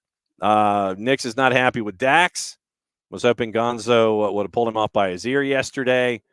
Dax is here for depth, and he's not here to start. He is here because of multiple competitions and all of the depth and the experience. You know, we've done this in the past. Tried to do it with Ozzie Alonso, but Ozzie got injured, and now it's Dax McCarty's turn. And Dax has a bit of a chip on his shoulder because of how he was handled with Nashville, because he was under the impression that he and Nashville were they were discussing a contract extension. And then they just kind of dropped him.